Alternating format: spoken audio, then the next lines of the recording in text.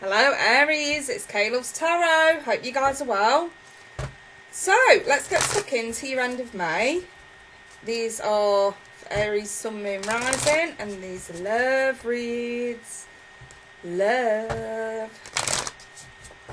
So, Aries, Sun, Moon, Rising. Love for Aries. 16th to the 31st of May, 2019. Love for Aries. What messages do you have for Aries in terms of love for this period, the end of May 2019? Aries. Let's give these a real good shuffle. Stay still. Okay. Cut the deck and we'll get stuck in. So, what do we have? Well, first we've got the Seven of Swords. Ooh, not off to a good start. The Six of Wands in the reverse. The Five of Wands. Damn it. Aries, you guys are dealing with someone who's very confrontational, attention seeking. That's dead strong here with the Six of Wands reversed. The Seven of Swords, they just don't take responsibility for their actions, for what they say, for their confrontations. I just feel like somebody could be dealing with somebody who's just a bit hot-headed, unless that's you. We've got the Chariot in the reverse. This situation ain't going nowhere anytime soon. It's an indication there's more to come. The Eight of Wands. More fiery communication. And the Lovers. Okay, this, if it weren't for the top, or should I say, if it weren't for the Seven of Swords, I'd probably look at this more as a lover's tiff. That's what I would be more inclined to look at this as. But that Seven of Swords changes it, because this person does not take responsibility for their behaviour, for, you know, the way they sort of put themselves across in a way, and for what they say. Very sharp-tongued, very sharp-tongued. Let me see. Healing family issues. Pay more attention to the word healing issues and forgiveness.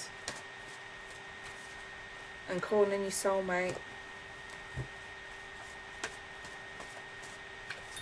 We also have trust. Situations calling for you to have faith.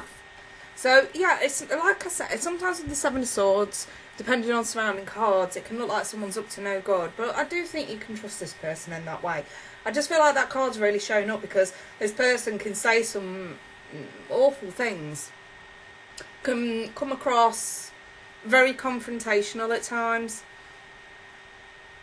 But they refuse to acknowledge. You know, again, with the Six of Wands in the reverse, it's two-tiered really, because on one side it's someone who's very much attention seeking, does it for the attention, does it for the entertainment, you know, it's drama, isn't it? It's drama queen. Or king, even. But it can also be someone who refuses to pay attention to the obvious. To pay attention to how this energy and attitude makes somebody else feel. I feel like this is that point where you guys need a more calming conversation. I feel like that's what the Eight of Wands is. It's that calming conversation to resolve this, because it can be resolved. This person, yes, they're confrontational. I feel like though for an Aries, you guys are quite feisty anyway. So I feel like if this is love, I feel like you guys can definitely cope with this. If this isn't a love situation, it's between partners, this could definitely be love in the sense of family. This could be a family member acting up, and it's not like you can walk away because it's family. And this person's just not taking responsibility for the way they put themselves across. So whichever way you look at it, there's no getting out of it, so to speak, with the Lovers being there. I feel like there's divine intervention sort of going on in terms of bringing you guys together to have an upfront conversation and to ask for more respect as well from this person, whoever they are. So I have the Knight of Cups in the reverse, this person. So when we get the Knight of Cups on its own in the reverse, this is very much needy, clingy, jealous kind of behaviour. Tied in with the Six of Wands, it's kind of double dosage really. Someone who craves attention. You know, if you go more than a couple of hours without replying back to someone, they freak the fuck out. Very unreasonable. With the Seven of Swords, it's unreasonable. Somebody who doesn't reason. Or act with reason. They act without reason. This person's very vulnerable. But I feel like you are too. You're feeling vulnerable in this situation because it's not like you either can walk away from this person or want to. I can see that there's determination there to resolve it. Just want to say for some of you, especially if you're a cross watcher, it could be the Aries that's doing this. But I'm reading it from Aries' perspective, so. Got the Ace of Wands. Promises aren't kept. So that could be a good indication to say, as much as you want to try and rectify the situation, this person may flip quite a lot. They may say, I'll change. But you may still get that needy, clingy sort of essence from them showing up far more often than you'd like. So that's really where the Two of Wands comes in. You need to make a decision whether you're going to stay or whether you're going to go. Spirit's already indicated with the Chariot that they don't really see the situation moving forward. But I don't feel like the Two of Wands, if it's family, I don't feel like the Two of Wands is walking away completely. I feel like it's just putting some distance, some boundaries between you and this person. If it's partnership that I'm looking at, then yeah, the Lover's energy might not be enough to keep this going. Because if we look at it in terms of it's that choice between heart and head, be why it's shown up. And there's the Devil reversed. This is about ridding the toxicity of this, making that solid decision, which I think you're going to do. You're either going to put some distance here or you're going to walk away. Now, this person does not like being on their own, so you may get a bit of backlash from that. You know, they're crying over spilt milk. They, you know, thinking that they can't survive on their own, or trying to make you feel like you can't survive without them. It's a bit manipulative, and this really is where you utilise the strengths of the King of Pentacles. You are stable. This person may not be. They're very vulnerable. But you on your own are stable. You can cope with whatever you... I feel like there's sternness attached to this card as well. Like a firm, stern tone with this person. No, these are the boundaries. There is no compromising. We've already given this one more shot. We've got broken promises now. So I'm putting my foot down with a firm fist, and you are going to respect that. So I feel like that's the firmness, that's the sternness, that's the security of the King of Pentacles shining through. Now, this person is going to keep bouncing back around for you, or you may keep bouncing back around for them.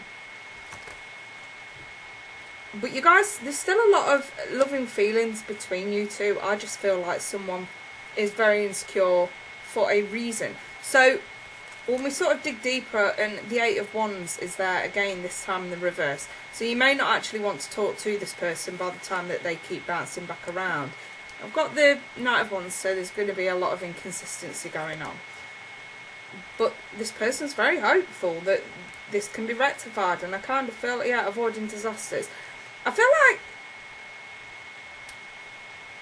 this sounds really strange, but for some of you, it's tough love that's needed. So to the point where you avoid disasters and you sort of give someone an ultimatum, you change, or I'm walking. And I feel like at the point that you realise they're not keeping to their word, you bail, and they don't like it. And I feel like that's what catapults this person to change. So it's not necessarily that you want to lose this person. I feel like you care very deeply about them. But this person starts seeing reason when it gets to the point that, it's that old saying, isn't it? You don't realise what you've got until it's gone. And I feel like when you finally remove yourself from the situation, they wake up and realise. And that's when the big change happens. That's when it gets a bit more hopeful. That's when we get out of the drama that's been ensuing surrounding this person. So I do think this can be rectified. That's why you've been told to heal the issues now and trust. I feel like the saying trust in the fact that if you walk away from this person, it will wake them up. I feel like it's as simple as that. They need that shock factor. They need that big scare. You may have already issued ultimatums and it's not worked. Nothing's changed. So I feel like at the point where you actually say, right, I'm out, and walk away and ignore this person for a while, throughout that time on their own, they realise they don't want to be without you. They don't want to be on their own. They don't want you to be absent from their life. And I feel like that's where the big change happens. That's where we get hope coming in. That's where we get this sort of, because of your stern approach, this person finally drops the drama, finally drops the attitude that they've been carrying, finally agrees to your way of doing this. So if this helps any of you, I'm really pleased. This reading's done some good. Obviously it can't resonate for every single one of you. Some snippets of it may resonate. You know, this may be based on a completely different situation other than love. Fair enough. But if it helps someone with advice that we've been able to give, then it's been worth it. I'm going to leave that there for now, Aries. If anyone wants a personal reading, feel free to email me. It's all below in the description. But in the meantime, I wish you guys as best as you can into the month of May. And I'll be back in June. Take care. Bye for now.